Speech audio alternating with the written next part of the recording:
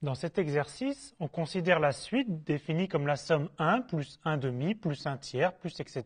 plus 1 sur n, qu'on peut également écrire avec une somme formelle, la somme de k égale 1 jusqu'à n des 1 sur k. Alors le but de l'exercice, c'est de montrer que cette suite Hn tend vers plus l'infini, et on va montrer qu'elle tend vers plus l'infini à la même vitesse que log de n. Alors on nous demande dans une première question de montrer cet encadrement. Alors en fait, cet encadrement va découler d'une inégalité sur les aires. Alors j'ai dessiné le graphe de la fonction qui a t associe 1 sur t. Et donc on place deux points n et n plus 1.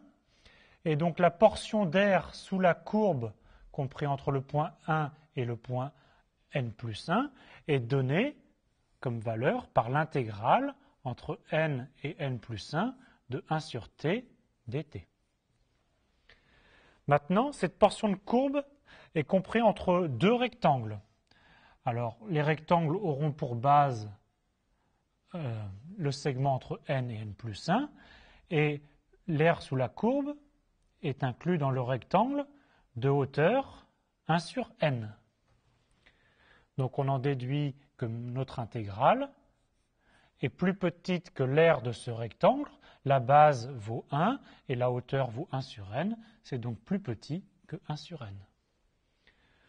Mais maintenant, notre aire sous la courbe, elle contient le plus petit rectangle toujours de base 1 mais de hauteur 1 sur n plus 1, et donc on en déduit une autre inégalité, c'est que notre intégrale est plus grande que 1 sur n plus 1. Il ne reste plus qu'à calculer cette intégrale, mais une primitive de 1 sur t, c'est par exemple log de t, et donc on en déduit la valeur de cette intégrale, c'est exactement log de n plus 1 moins log de n, ce qui nous conduit immédiatement à l'inégalité souhaitée.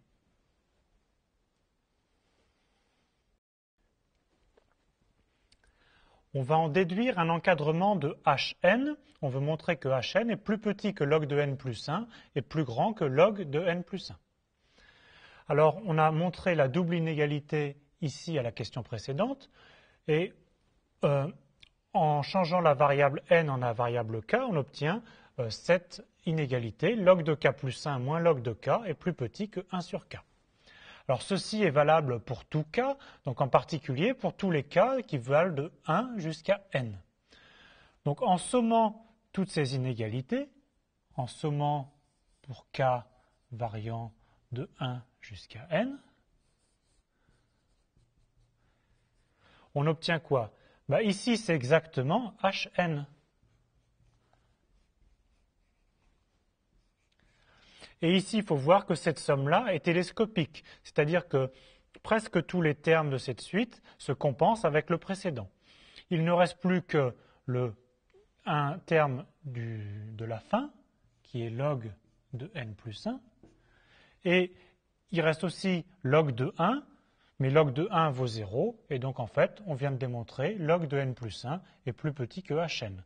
On a montré une première inégalité.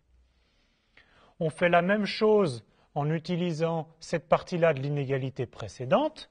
On sait que 1 sur k plus 1 est inférieur ou égal à log de k plus 1 moins log de k. Et on va maintenant sommer pour k égale 1 et on va s'arrêter à n moins 1.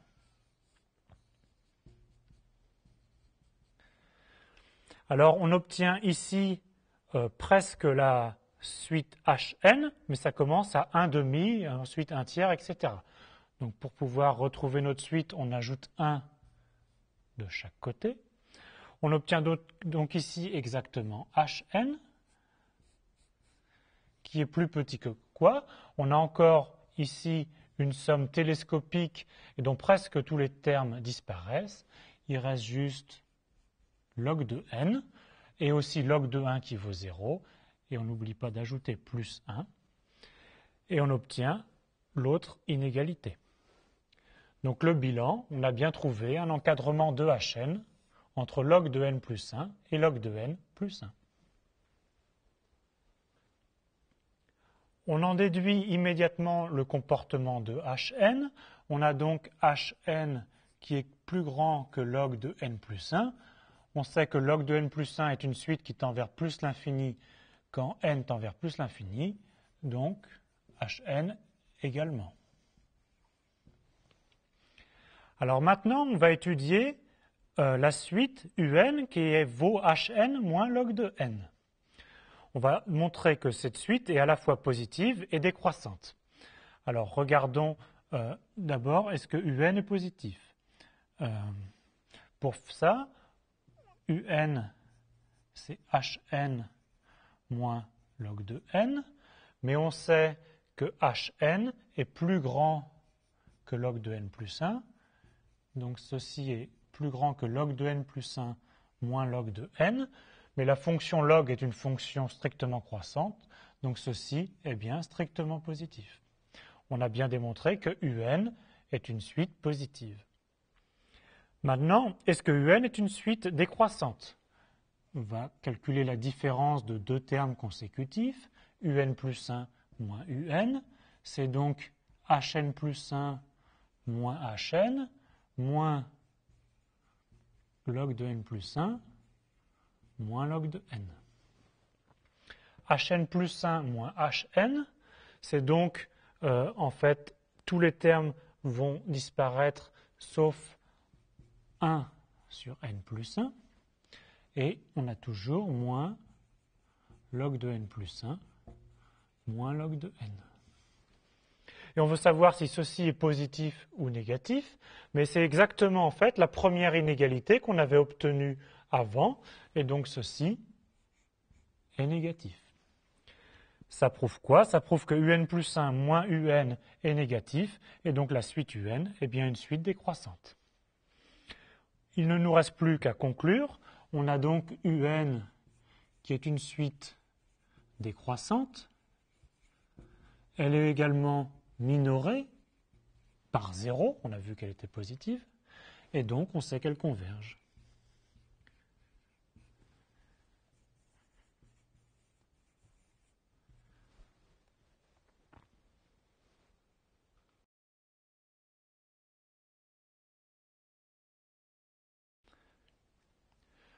Nous avons utilisé le théorème important suivant, c'est-à-dire qu'une suite croissante et majorée converge, ou une variante, une suite décroissante et minorée converge. Alors c'est juste un théorème d'existence de limite qui nous donne aucune information sur le calcul de cette limite. Par exemple, on a vu que la suite 1 plus 1 demi plus 1 tiers plus 1 sur n moins log de n était une suite convergente. Alors habituellement, on note gamma cette limite, donc on sait que cette limite est un nombre réel, ça s'appelle la constante de l'air, et c'est un bon exercice de programmation d'essayer de calculer les premières décimales de gamma. Par contre, on ne sait pas des choses sur gamma, en particulier on ne sait même pas si gamma est un nombre rationnel ou pas.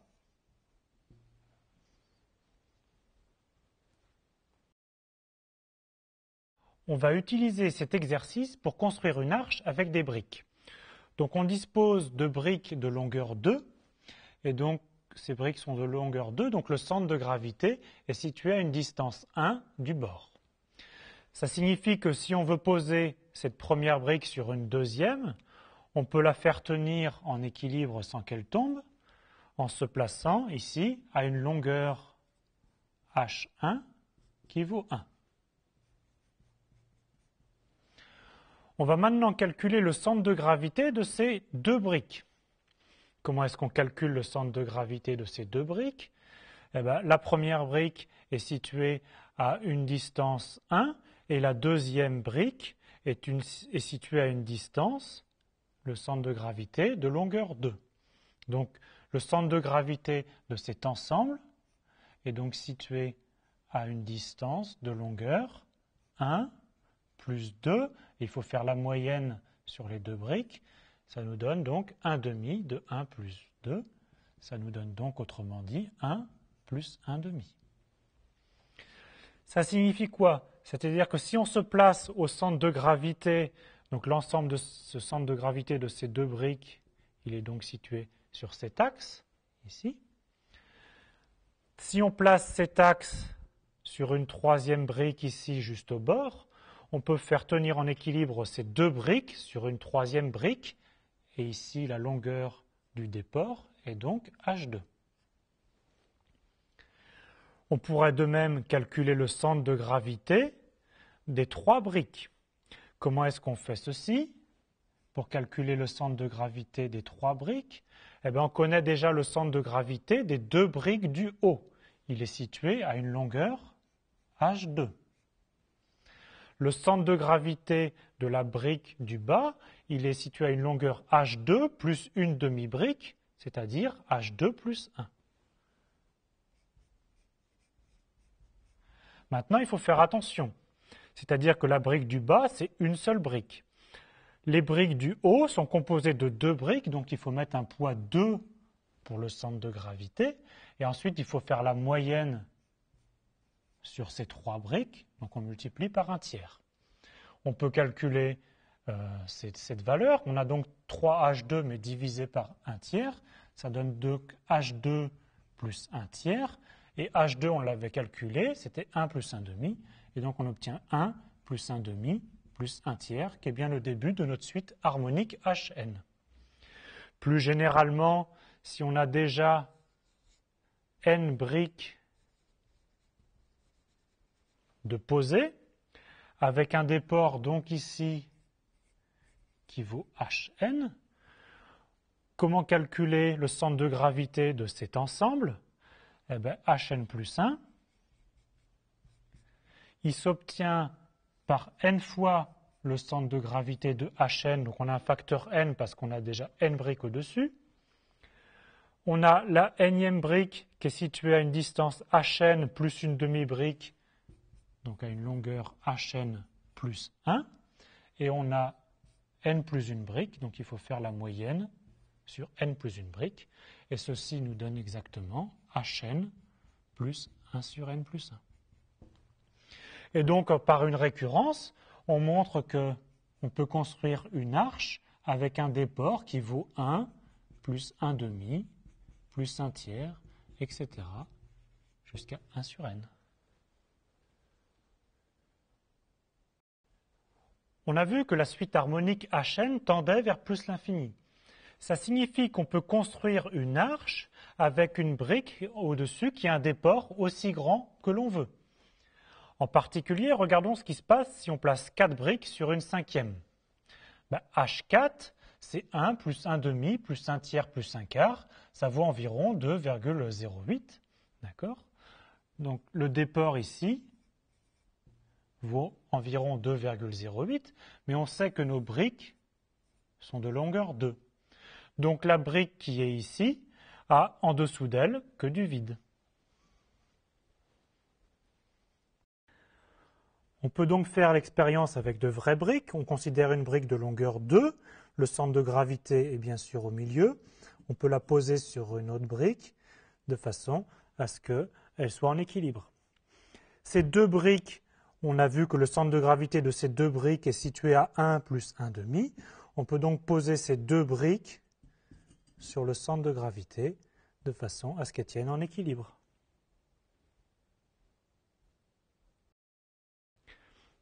Nous allons essayer de poser 4 briques sur une cinquième. Donc, la première avec un déport qui correspond à 1 quart. La deuxième avec un déport qui correspond à 1 tiers. La troisième avec un déport d'1 demi. Et la dernière avec un déport de 1. On remarque que la brique du haut est complètement en déport de la brique de base.